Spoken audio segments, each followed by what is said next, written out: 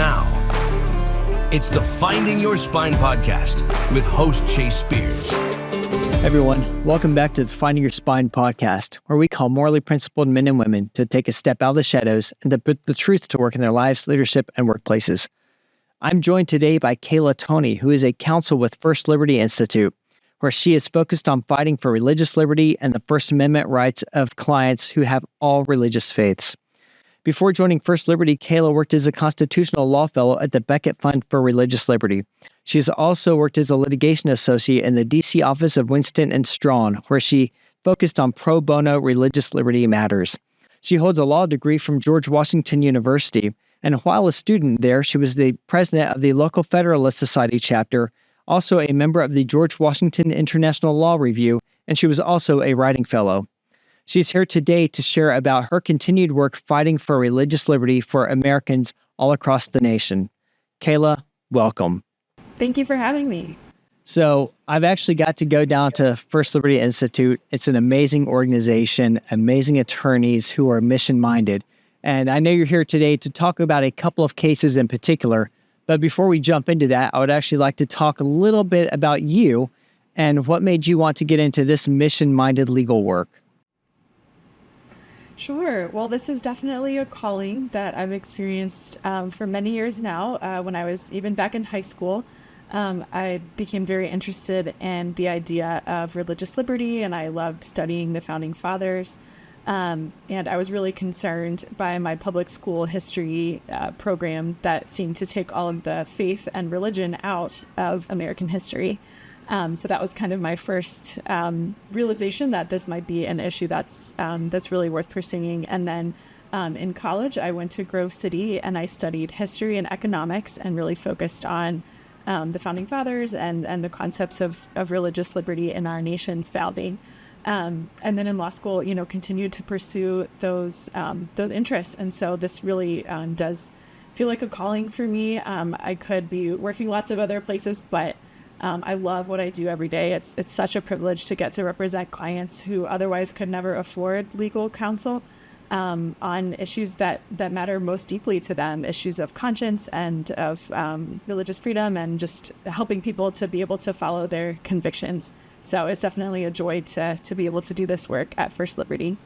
What an amazing thing to have that kind of work that you're that passionate about and that you love. And I followed First Liberty for several years.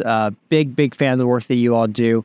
And I can tell you as a veteran of the military, I just got out about a year and a half ago. I know people who have been represented by First Liberty Institute. And so out here on the outside, I can tell you, guys like me really appreciate people like you stepping up and helping walk us through the court system to find justice. And so I want to thank you for that. I'm kind of curious, you all represent clients who are willing to take a stand. The people you work with are not the kind who like to roll over. They're not the kind who tends to want to appease their bosses. You all represent people who have backbones. And what do you think it is that sets them apart from the people who might not reach out to you, the people who will say, you know what, I'll just get along and not rock the boat?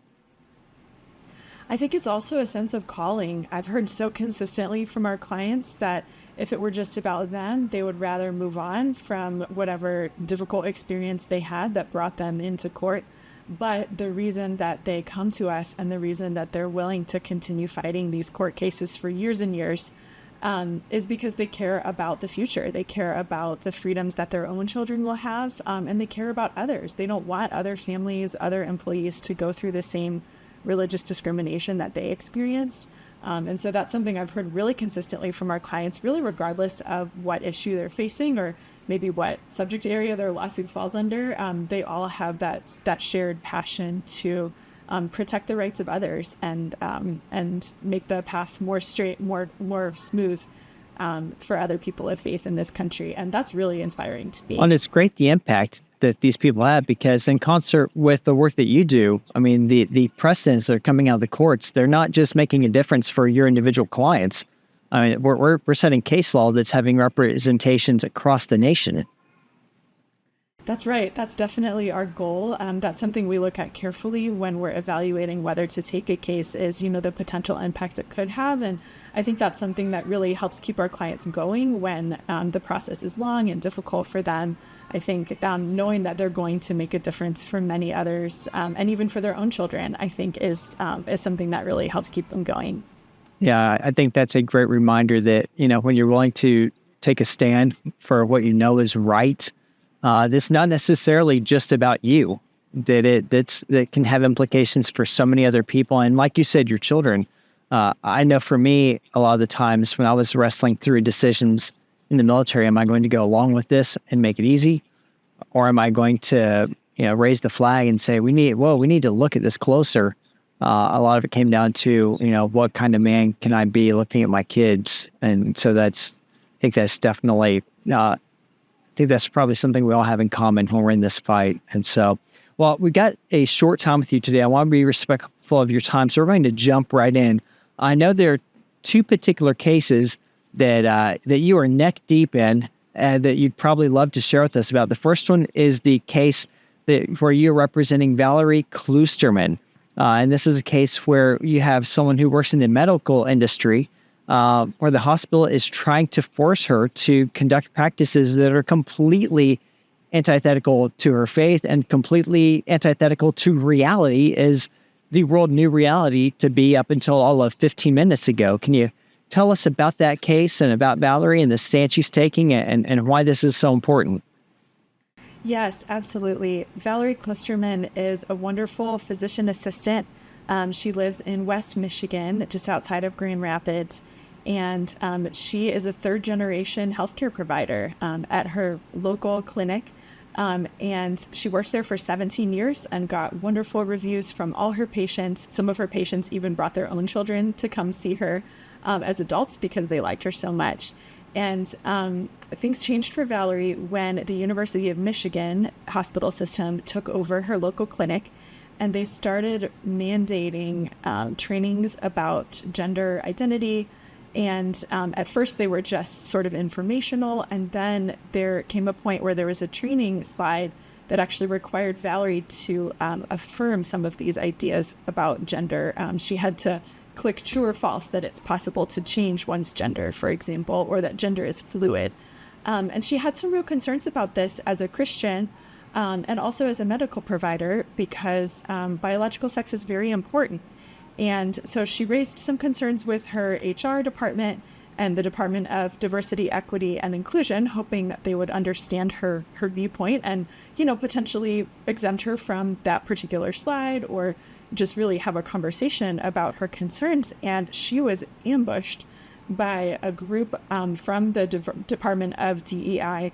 They started attacking her. They were very hostile to her faith. They called her evil and a liar. They accused her of contributing to gender dysphoria-related suicides, even though she had never had a patient ask her about gender transition treatments, and even though she had treated members of the LGBTQ population, and they gave her great reviews as well. She had never had an issue where this had come up, but even just because of the hypothetical that her beliefs might prevent her from participating in a procedure that goes against her conscience, she was fired.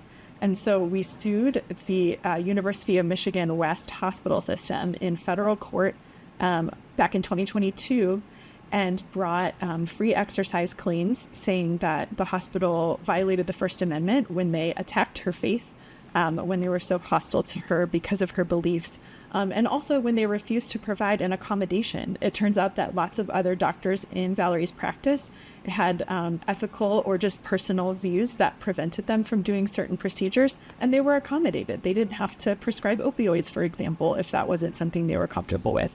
But Valerie didn't get any accommodation like that. And then we also sued under Title VII, which is the federal law that protects all employees at companies with 15 or more employees. It protects them from religious discrimination as well as other types of discrimination.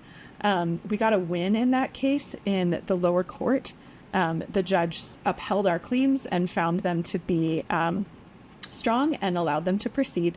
And then the hospital tried to change the game and run away from court. they moved to compel arbitration, which is a completely different forum, a completely different context that is usually much less favorable to employees. And the other problem with arbitration is that money is really the only remedy that you can get there. And Valerie's case was never about money. It was always about her constitutional rights. And like I shared before, she never wanted this type of hostility to happen to anyone else. And she was thinking about her colleagues and her coworkers who have similar Christian beliefs, and she doesn't want them to be attacked because of their faith. That's why she pursued these constitutional claims. And so we appealed up to the Sixth Circuit Court of Appeals, which governs Michigan, Ohio, Kentucky, and Tennessee. And right now, that court is deciding whether her case should remain in court where she can press those important constitutional claims, or whether it's going to be sent to arbitration. So that's the decision that we're waiting for right now. And that's Valerie's story. Well, and I really do hope that judgment keeps it out of the court system, because that's where it needs to be. I want to go back to this whole idea that in order to follow what you need to be, what you know to be true, what you know to be right, we've come to this weird place culturally where you have to submit a request for religious accommodation to do what you know is right, what you know is moral, what you know is ethical. How in the world have we gotten to this place? And I see it in the military as well, similarly. And I know you're closely involved in that as well from your experience working military justice issues of how is it that now I grew up being told if it's legal, moral, ethical, you do it. And now here we are at this point in time where we say, well, if it's legal, moral, and ethical, you have to ask permission and we'll decide if you can do it. That's an interesting point. Yeah, I guess that does show sort of a larger shift in society. And part of it might just be that as society has become less religious, there's less understanding of these sort of core beliefs and core values that we sometimes take for granted as believers. But I do think that the examples of people like Valerie who are willing to stand up are very inspiring, because it would have been much easier for her to just check the box on the training slide. She could have done that and gone about her day. But she knew it wasn't right. And she listened to her conscience, and she spoke with others who she could respect. And she decided, no, this is not an issue that I can just move past or, pretend that it doesn't matter. And I think something else that's inspiring is that the Supreme Court just today actually released a decision that in many ways corroborates Valerie's beliefs and the stand that she took. The decision that came down today is called United States versus Skermetti. And this was a case where Tennessee and many other states had passed a law that actually said that gender transition treatments on minors would be unlawful because of the dangers, the harms, the risks, and the fact that minors can't truly consent or understand the life-altering consequences of, taking cross-sex hormones or pursuing a gender transition. And there was a lawsuit filed challenging this law, and the Supreme Court ruled 6-3 just today that states can ban gender transition treatments on minors because it's not clear that these treatments are safe or even effective, and that medical providers like Valerie shouldn't be forced to participate in something that goes against their convictions and is not really backed by scientific research. So I think even today we can see the Supreme Court really grappling with these difficult issues, and I think it's in many ways vindication for Valerie that she was right to take a stand on this issue instead of just going along with it because that was the easier path to take. Yeah, thank God she did, and thank God for that decision. And I'm grateful that we had that decision. I'm frustrated that it's a 6-3 instead of a 9-0.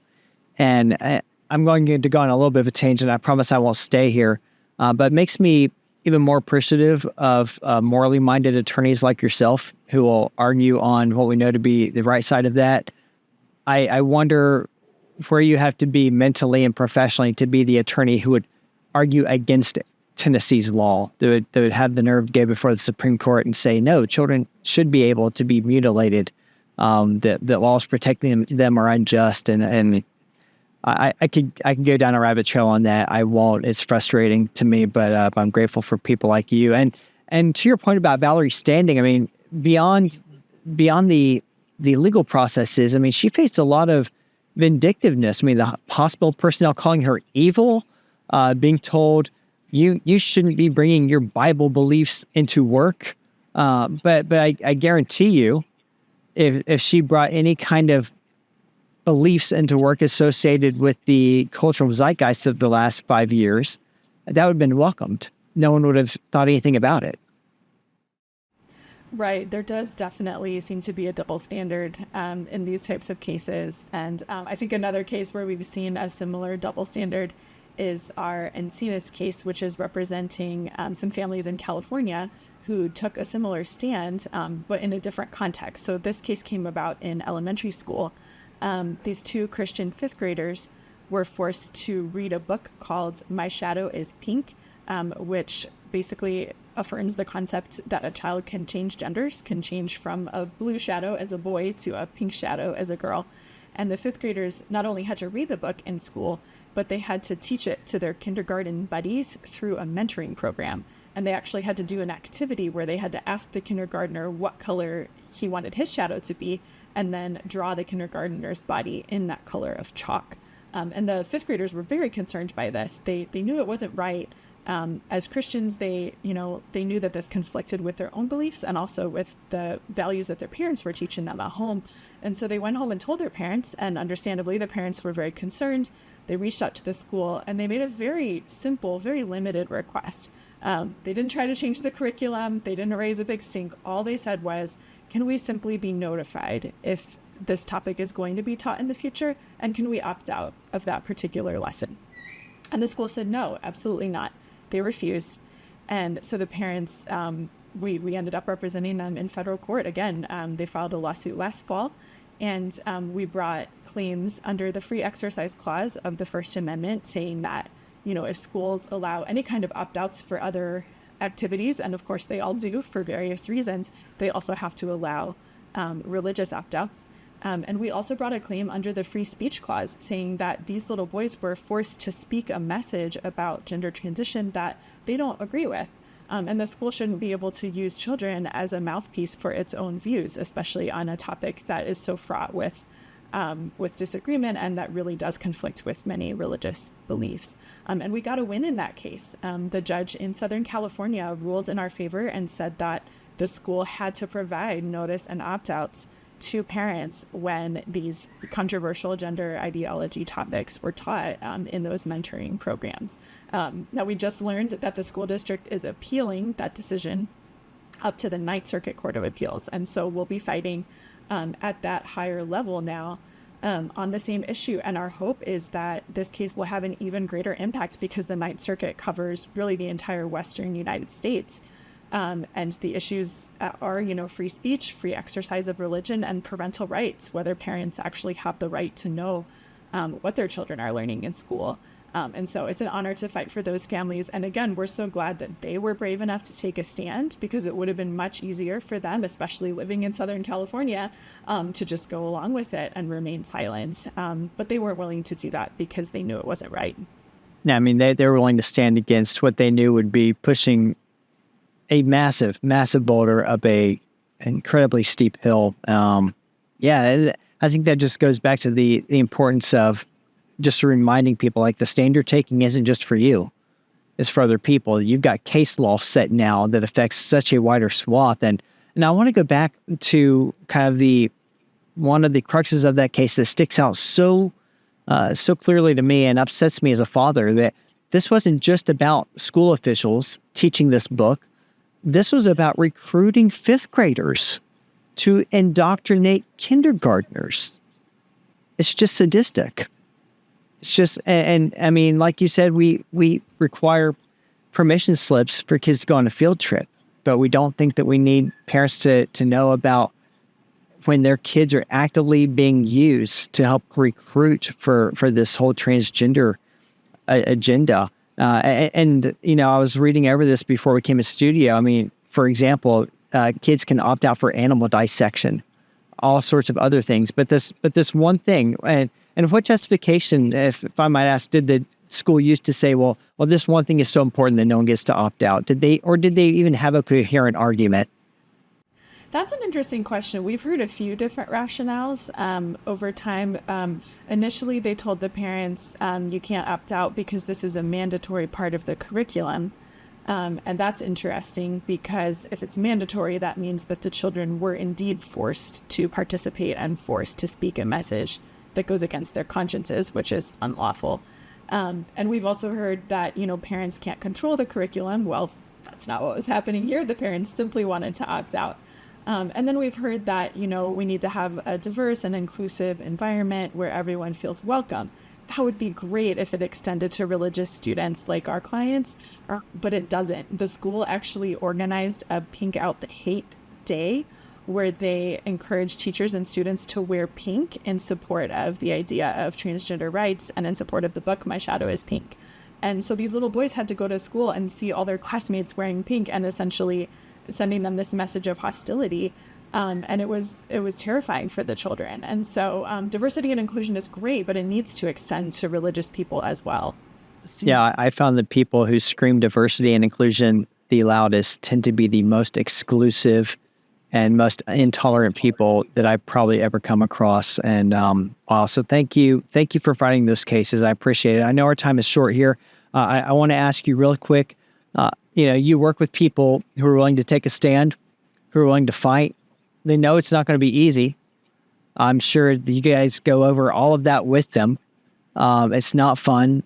You take a lot of heat, but they do it anyways. And it has wider implications for county, states, and the nation. And so I'd ask, what would you say to other people out there like the two clients you just talked about, who are like, I'm on the fence. I don't know if it's worth it. I don't know if I should. What would you say to them?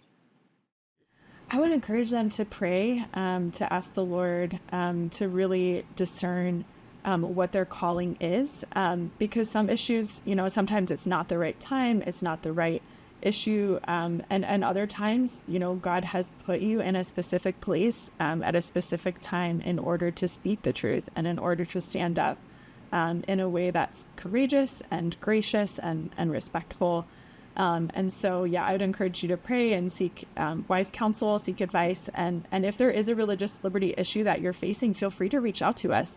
On our website at firstliberty.org, there's a page where you can request legal help and you can confidentially submit your story and any relevant details, and then we will review that quickly and get back to you to let you know whether we can help. And we never have to charge our clients a dime for our services, which is truly one of my favorite parts of my job, is that I'm able to serve people who otherwise couldn't afford legal counsel. And so that's because of generous donors that support us. And so again, if you're interested in learning more about our cases or ways that you can support First Liberty, feel free to check out our website at firstliberty.org.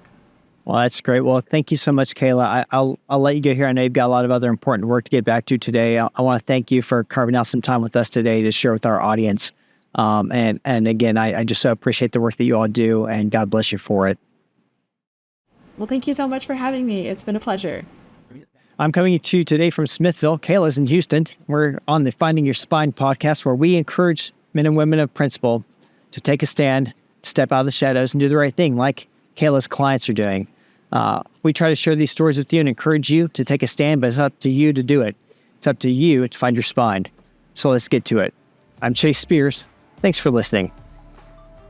Remember to like and subscribe so you never miss an episode. And we'll see you next time on Finding Your Spine.